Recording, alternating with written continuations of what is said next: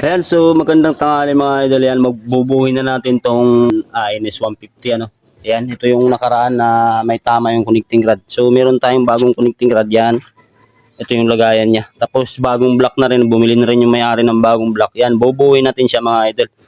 Yan, pasensyaan nyo na naman mga idol kasi medyo makalat na naman siya. Yan, kasi tingnan mo naman ang ginagawa natin mga idol. Oh. Diba? Tapos ang init niyan, bilad sa araw talaga yan. Walang cover-cover yan. Ayan, so langisan muna natin para medyo kumapit, medyo maganda yung padulas niya. Kung nag-ano. Yan, so salpak natin mga idol. Kailangan sabay ang connecting rod ay sigunyal tsaka balancer para pagdating ng ano, hindi magkatama yung dalawa. Right. Yan, so kailangan sa ibabaw magneto. Ayan, magneto dito dapat. Tatandaan nyo yan. Yung may gear, yun sa pailalim. So, depende na lang kung paano nyo siya mabuo. Basta ang importante, malagay nyo ng maayos at hindi siya magkakaproblema. No? Yan, lagay natin. Yan, ganyan lang. Kailangan, pag inikot mo to, hindi tatama yung balance sama. Ayan, o. Okay. Tapos, yung balancer nga pala mga idol ay may lock yan. May stopper yan, yung bearing ito. Baka makalimutan. Ito yung madalas kong nakikita na pagkatapos overhaul no, may natirang ganito. Ito.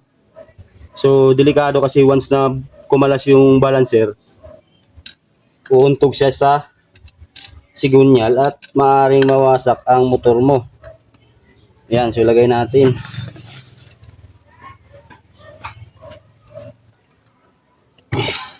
Tapos yung higpit niya, tansyahin nyo lang kasi malambot lang to, lumulusot yan.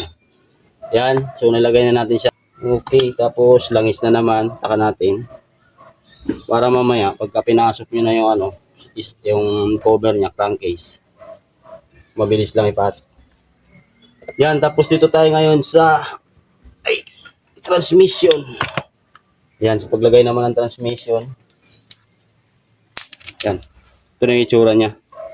So, check natin kung baka may nawalang washer. Yan, so wala naman. Kumplito naman. Kasi ito, isang linggo, no? Isang linggo natin. Isang linggo na natin to. Kasi isang linggo na namin to naghihiwalay-hiwalay na dyan. Hinahanap na namin yung iba. Chinik ko lang kung may kulang. So, wala naman siyang kulang. Kumplito naman lahat, no? Yan, no? So, sa paglagay naman, check muna natin itong isa pala. Baka nawala din yung washer. Yan, meron naman. May share clip yan. Yan, so ilagay na natin yung transmission niya. Mga idol, no? Ilagay na natin. Para... So, huwag yung kakalimutan, may mga washer yan. Yung makapal nandito sa kabila, sa output shop. Yung medyo manipis ay yung sa input shop niya. So, ilagay natin siya.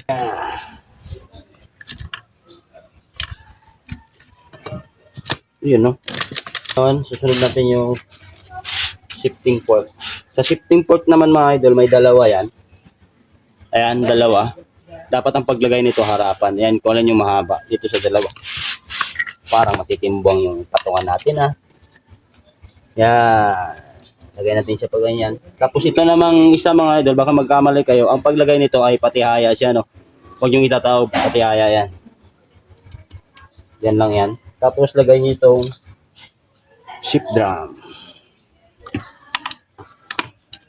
Yun. Tapos sa paglagay, ikutin niyo muna siya, tatapat niyo muna siya sa marking. Yan. Tapos angat kunti ito. Angat kunti, pasok. Ganon din to. Angat kunti, pasok. Tapos lagay mo tong pin. Ayan, so nilagay na natin siya mga idol, no. So, ganon lang. Pagka nilagay mo to, angat mo ng konti. Ganon din sa kabila. Ayan, so, ayan o. Ikutin natin. So, permira natin ha. 1, 2, 3, 4. Yan. Balik. Isa naman, ikot. Yan. Yan. Yan. So, ayos na. Ganoon lang yan. Tapos, takpan natin siya. Lagay muna natin yung streamer. Yan. So, lagay natin siya ngayon. Takpan na natin siya mga idol. Dikitan lang natin. Okay.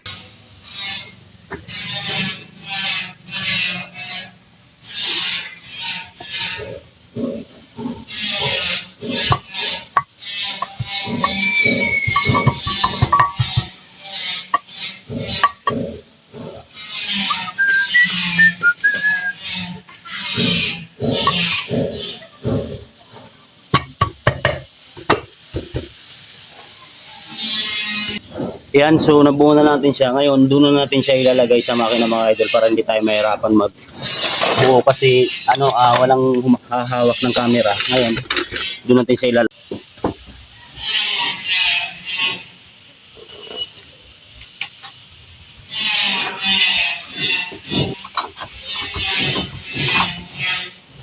Nito naman, mabilis lang to.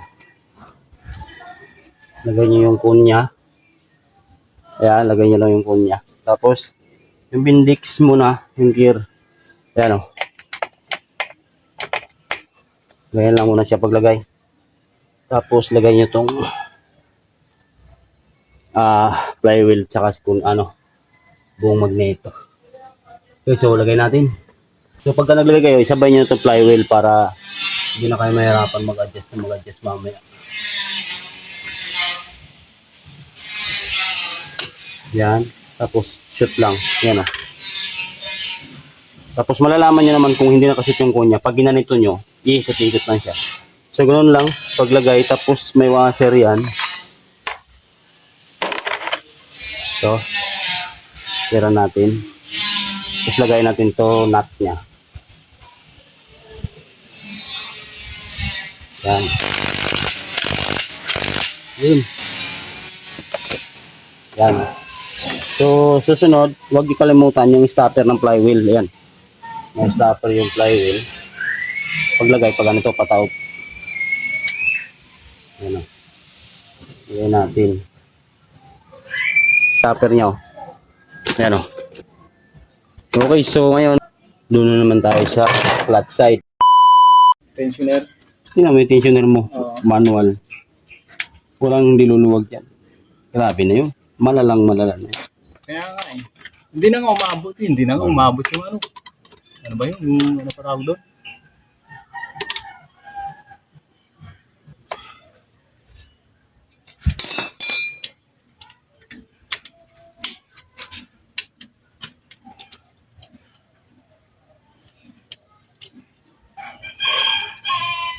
Patay. Bakit ganito?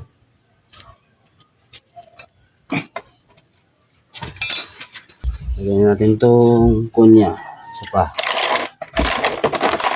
Yun. Maraming timing yan. Yun sa paglagay ng balancer, yan, may mga timing mark naman yan mga idol. Hindi naman kayo magkakamali dito kasi may timing mark yan. Kailangan lang din talaga makita nyo yung timing mark kasi pag hindi, pwedeng mawasak to lahat. Yun. Yan yung timing mark nito, timing mark din dito. Pag tapatin nyo lang yan, ipasok nyo. Yun. Tapos naka TDC ano. Yan. Tapos yung maliit na to para sa clutch housing gear. Lagay natin. Tapos meron yan siyang medyo makapal na washer mga ito. Yung isa. Yun. Ito. Ito tsaka ito. Dalawa yan magkapatong. Dito yan. Tapos castle nut na. Yun. Yan. Yan. Tapos higpitan na lang muna natin bago natin ilagay yung clutch housing. Yan. Naka TDC siya.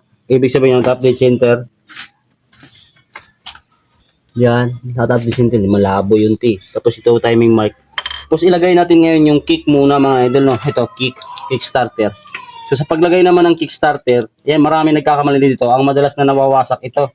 Yung gilid kasi pagka kinik mo siya, itong stopper na to buwabangga dito pagka once na mali yung pagkalagay nyo. Yan, so bago nyo isalpak, may manipis yan na washer. Ayan, washer. Lagay natin. Yan. Tapos gagamitin nyo lang yung kickstarter nyo para hindi kayo mahirapan. Kicker. Yan. So sabit nyo muna siya dito.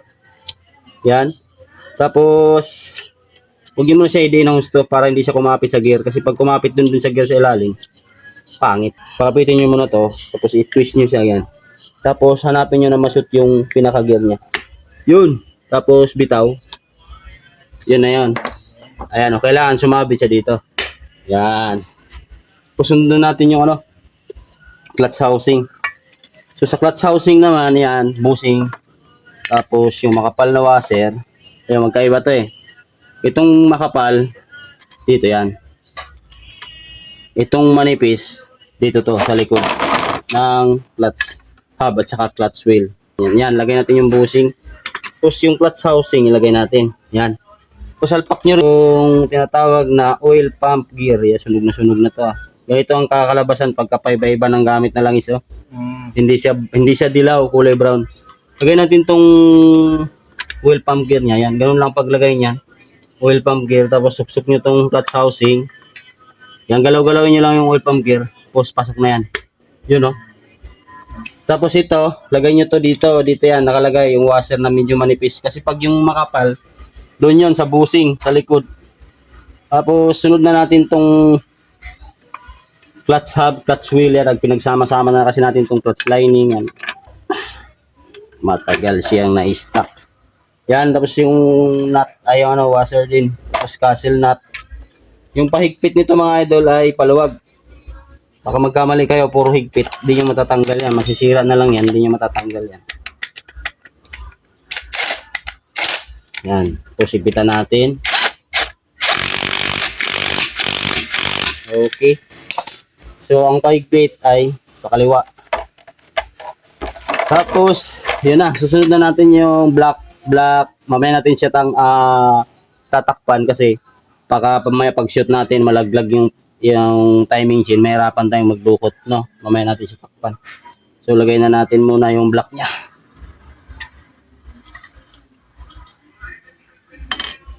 Okay, lagay natin yung block. Yan, so lagay na natin yung piston niya mga idol. Yan, lagay na natin, no? So, tatandaan nyo palagi, ayan. Kasi minsan sa piston, ito, kaya siya maliit lang yung ano niya, compare mo dito sa taas. Kasi ang exhaust valve saka intake valve hindi talaga magkapares ng laki, di ba? So pag na-encounter nyo ang piston ay malaki ang ilalim, malimbawa nandito yung tuldok, ayan yung marking niya, no. Ibig sabihin ito yung exhaust niya kasi maliit. Meron din kasi nandito yung tuldok pero yung gatla niya sa baba. Kaya wag niyo susundin yon yung marking na yan.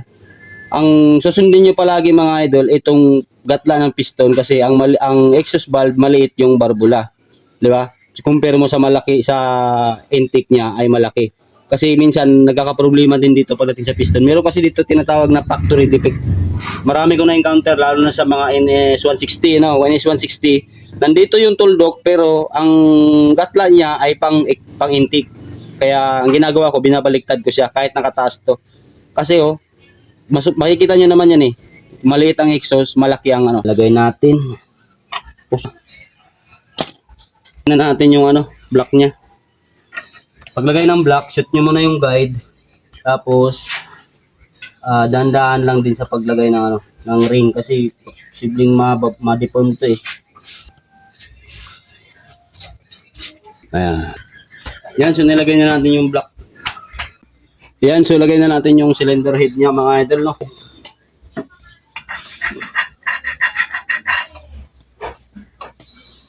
Yun, no. Sa full, tapos lagyan na natin yung stud bolt. So mamaya mga idol, tingnan nyo na lang kung paano natin siya mapandar, ano, kasi ito namang sa kabilang side, kabilaan, so belated, tatakpan na lang naman natin siya, wala na tayong bang ilalagay dyan. So mamaya, tingnan nyo lang kung ano yung under niya. Ayan, so ito na yung NS150 mga idol, ano, yan, so yun yung binaba natin ang makina. Ayun, so paandarin natin siya. Tingnan natin kung tahimik. Start natin. Uy!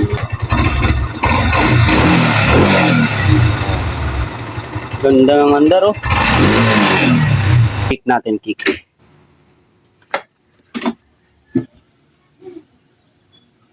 Yan. Wala. Tag-isang sipa na lang.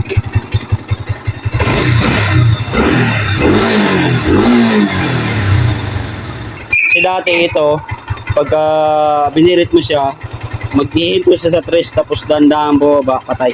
So hindi lang nila nakuha yung tamang tono talaga ng karburador. Ayan, oh. Ang ganda ng tunog. Ayan, so yun lang mga idol, maraming salamat. So NS150.